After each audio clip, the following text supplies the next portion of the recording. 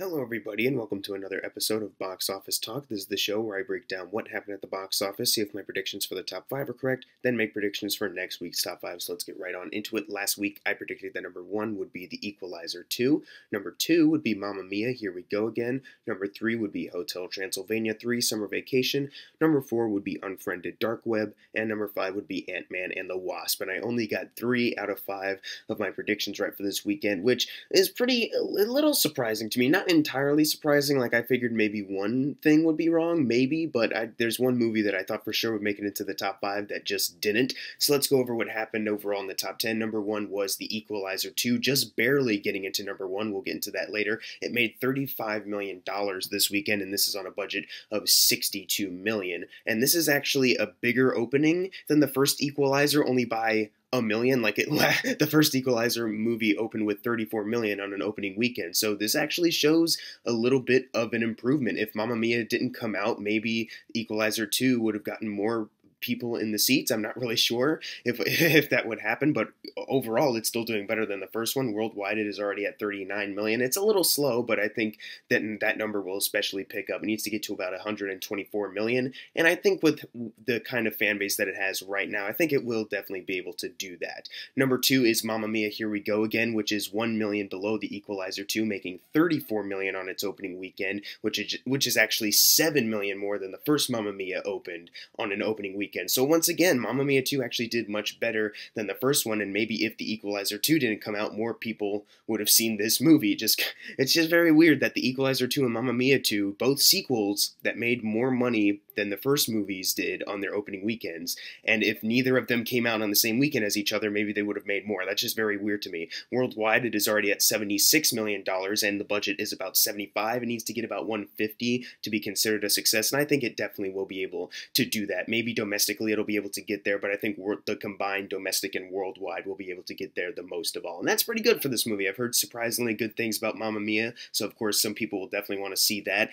Haven't heard the greatest things about The Equalizer 2, but I think enough action fans and Denzel fans will be able to enjoy Equalizer 2 for that respect. Number 3 is Hotel Transylvania 3, Summer Vacation, making $23 million, adding to a domestic total of 91. It's 9 million away from getting to 100 million, and worldwide it is already sitting at 206 million. So it's made 46 million over the doubling point of its $80 million budget. It still has a little ways to go until it outgrosses the first and second Hotel Transylvania movies, both domestically and worldwide, but so far this is still not a bad 2 weeks for Hotel Transylvania 3. It's still making a lot of money for Sony. Moving on to number 4, we have Ant-Man and the Wasp, which actually was able domestically to outgross The Incredible Hulk. This weekend it made $16 million, and that adds to a domestic total of 164 million, and it needs only 12 million more domestically until it outgrosses Captain America: The First Avenger. So that's pretty good. Ant-Man and the Wasp started off a little rough, and now it's starting to outgross some of the other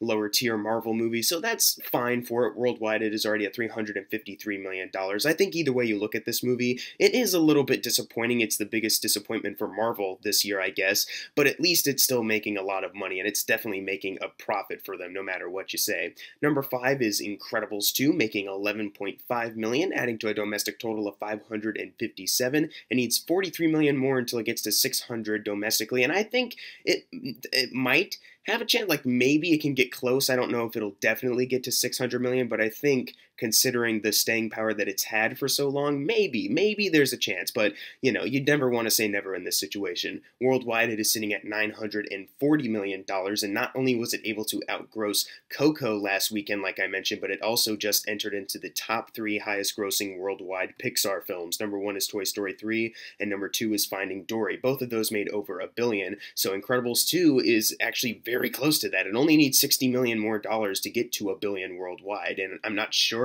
if we'll be seeing that happen because it is starting to slow down a bit, but the possibility is always there. Number 6 is Jurassic World Fallen Kingdom, making $11 million, adding to a domestic total of $383 million, and on the worldwide chart, it is sitting at $1.196 billion. Still doing very well. It needs $4 million more until it gets to $1.200 billion, and $400 million more at that point to surpass the first Jurassic World. It's not going to do that, obviously, but it's still getting pretty dang close every single day, so that's pretty good for this admittedly mediocre movie that everyone wants to see because it has dinosaurs and action scenes and it's so much fun. Moving on to number 7, we have Skyscraper, which made $10 million this weekend, adding to a domestic total of $46 million. So domestically, Skyscraper is continuing to kind of disappoint, but worldwide it has picked up just a little bit. I think it just had its official China release this weekend, but that only bumped it up to $131 million worldwide. Now the budget is $125, and they just outgrossed that budget by $6 million, but they still need to get to about $250 in order to be considered a success, to cover all the marketing and all that stuff. So far, it's still not looking that good for this movie. I think it still has a chance. It just needs $119 million more until it gets to $250, but that's a lot of money, and it's kind of proven that Skyscraper isn't really feeling well with anyone, really. Domestically, it's really disappointing, and worldwide, it's very low grossing. And Rampage earlier did very well in China. It's like Dwayne Johnson's highest grossing movie in China, I believe I heard.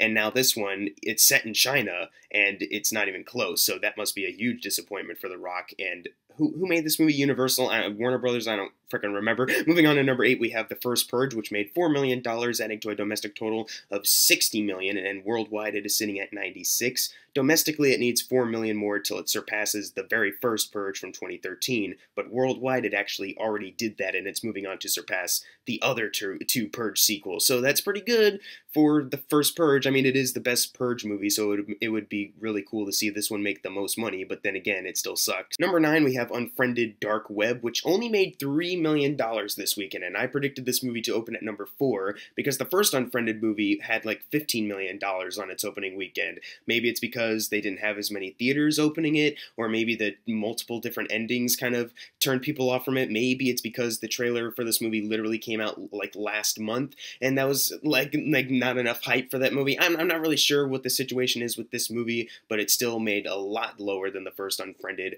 However, the budget is only $1 million, so technically it just tripled its production budget, so that's amazing that they already are a success, but it's still a disappointment considering the last Unfriended movie did very well, and this one is not doing that well in comparison, but it still made money. That's the weirdest part about it. And closing out the top 10, we have Sorry to Bother You, making $2 million, adding to a domestic total of $10 million, and I finally got the budget, which is $3.2 million according to Wikipedia, so it's already tripled that budget and made more than that, and that's amazing that Sorry to Bother You had such a lower budget, yet it still looks so stylistically well done. I don't want to review it right here or anything, but it's such a well-made movie, and to see that it only cost $3.2 million is very surprising, but I'm glad that they got their money's worth. But now it's time for the fun part, the predictions for next week's top 5. Number 1, I think it's obviously going to be Mission Impossible Fallout, with all the huge praise and the fact that this is another entry in the Mission Impossible franchise. I think this movie's going to make a lot of money next weekend. Number 2, Teen Titans Go to the movies because of the Cartoon Network fame, obviously.